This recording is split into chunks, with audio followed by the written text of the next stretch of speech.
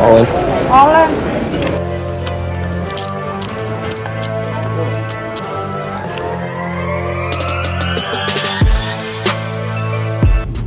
What's up, everybody? Welcome back to the channel. My name is Ace. I'm a 21-year-old poker player from New Jersey. It doesn't mean don't listen to me. I'd like to say that I'm pretty decent, but I'm still learning at the game. I'm here to show you guys the ups and downs of poker, my wins, my losses, track it all through. So I hope you guys enjoy the hands.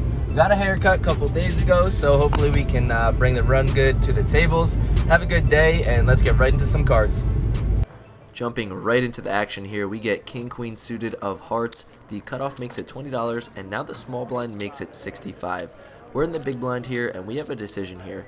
He has about 300 behind, so I don't think that there's merit to a raise here because he'll just jam and we'll have to get it in. So I decide to flat call, see a flop, and the original raiser folds. So we're going heads up, in which we see a queen right in the window. Queen 5-7 rainbow, doesn't get much better than that. He checks. I like the sizing he picked pre-flop. I bet $65, and he pretty quickly makes the call. Not really sure what he's got and what we need to fade on the turn, but we see the 6 of spades. He now checks again, and like I said, he only started with roughly 300, so he only has about 170, 180 right now, so I just put it all in, and he pretty quickly makes the call. So looking to fade, I have no idea what, but we get a brick 2. I say, I've got a queen, flip it over, and he says, you're good. He decides to snap muck his cards. We'll never find out what he has. To me, it seems like an unbelieving pocket pair. Doesn't really seem like he would do that with ace high because there's not even any draws out there. It was a complete rainbow board, but we're scooping in a nice healthy pot and up about $300 to start the day, so let's keep winning money in the next couple hands.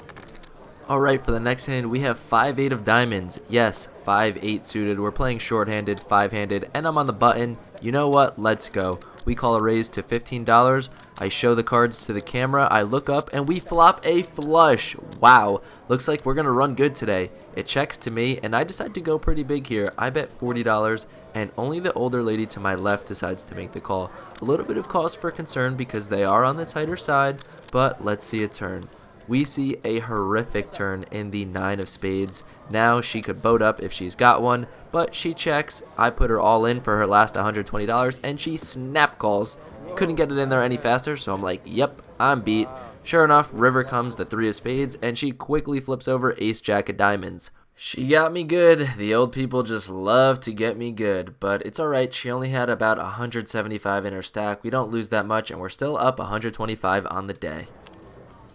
Alright, we have a pretty funny hand coming up here. We pick up Jack 8 suited in the big blind. We're against the same opponent from the first hand. He opens to 20, and I decided to 3-bet this one to $60. Again, you can't just 3-bet aces, kings, and queens. You got to open up your range a little bit, but he decides to call. So we're heads up to a flop in which we flop nothing. Queen 7-3 rainbow. He checks, and I decided to check this one back. See another brick on the turn, a 5. He now checks again. I don't see any merit in betting. I check again. Now the river comes a king.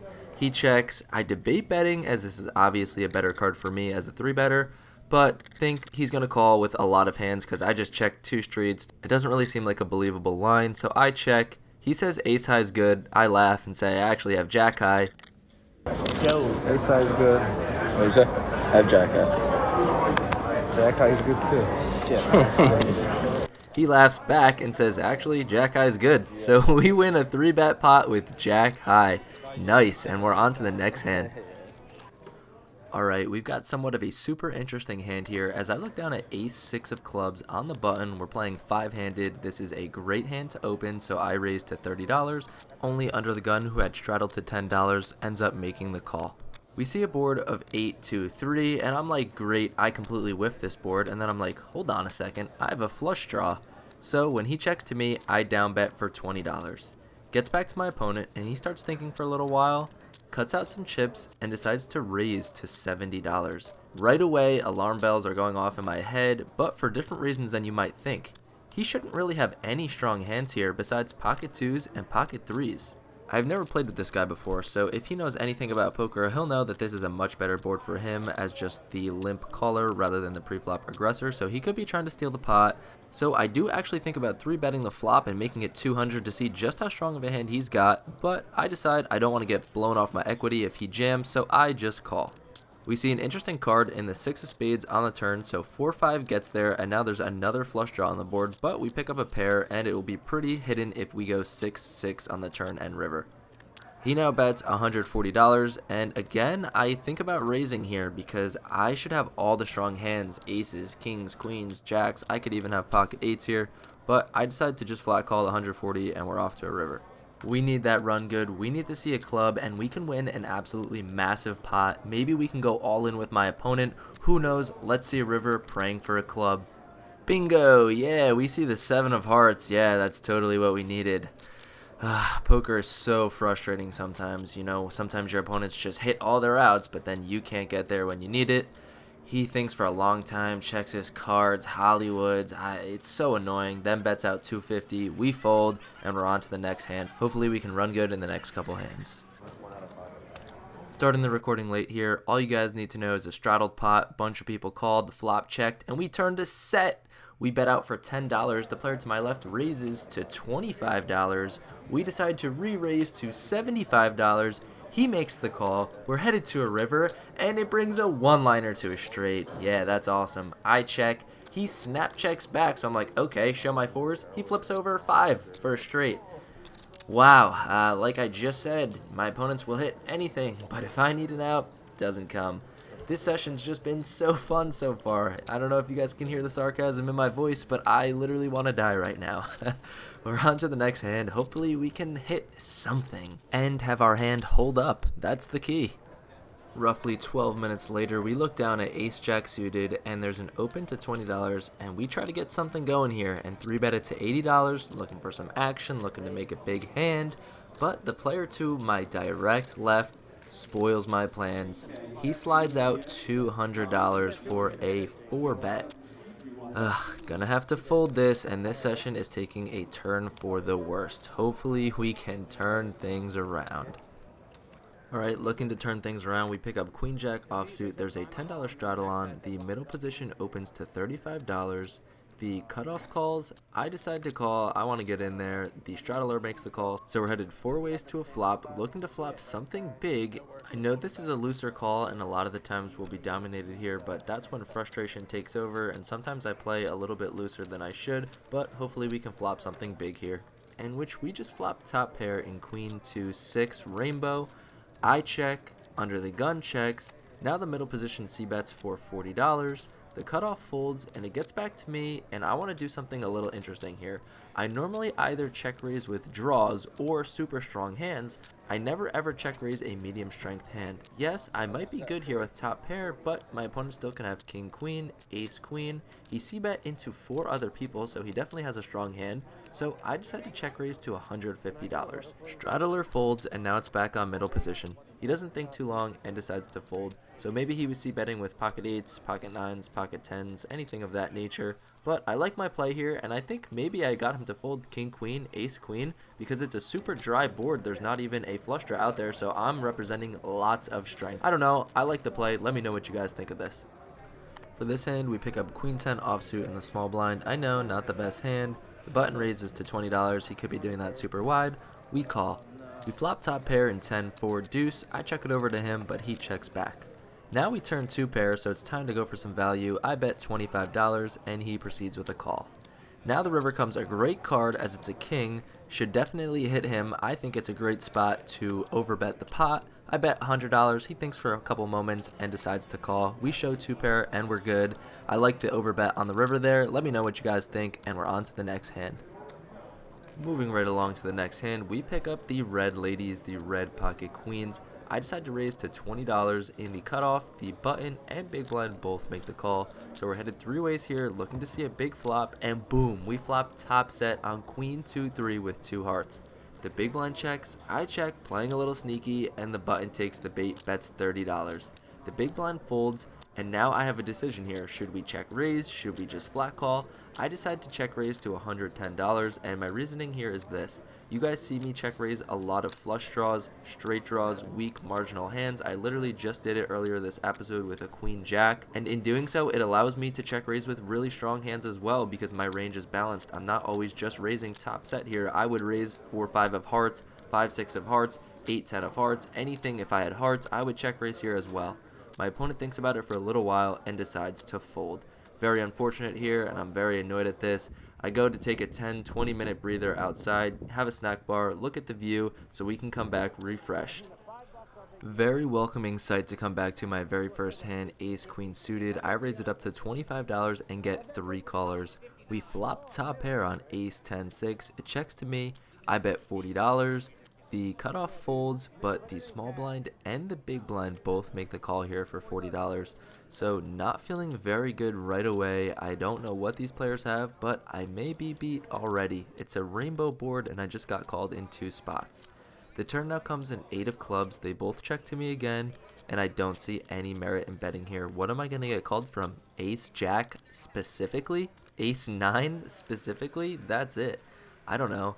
I decide to check back. We see a king of clubs on the river. Now the small blind bets out for $150, and the big blind pretty quickly makes the call. Wow, what is going on? We're sitting here essentially top pair, top kicker. The king is a much better card for my range, yet the small blind bet out and the big blind called. I know I'm beat here, and I take a long time to think because I'm just frustrated because I'm like, what do these players have that they're beating me here with? 10-6, 10-8, ace-6, queen jack? I have no idea. King 10? I'm so frustrated that I can't make a hand. I toss it away. Sure enough, the small blind shows queen jack for the river nuts, and the big blind frustratingly shows ace 6, and then starts badgering me, saying, why didn't you bet the turn? He would have folded. And I was like, listen, dude, don't say shit to me right now because I am not in the mood. Like, what do you mean, why didn't I bet the turn? I was beat. Of course what do you mean? That's why I didn't bet the turn. Like, if you wanted to bet the turn, you should have bet the turn. What are you waiting for me to do that for? But I don't know, just really frustrated. I actually almost got up and started yelling at the guy because that really pissed me off, that comment. Like, it's not my fault you played the hand horribly and lost it, dude. I don't know what to tell you. But we're on to the next hand. Hopefully we can win one because I am frustrated. Alright, it's late in the night. I'm frustrated. You know what that means. I'm raising 3-4 suited. It's a straddle pot. I make it $30 and only the straddler makes the call. See a beautiful flop in 3-4-8. Finally, we make a hand. Let's get paid. The straddler checks. I decide to continue for $30 my pre-flop sizing. And now he raises me to $100. Finally, this is music to my ears.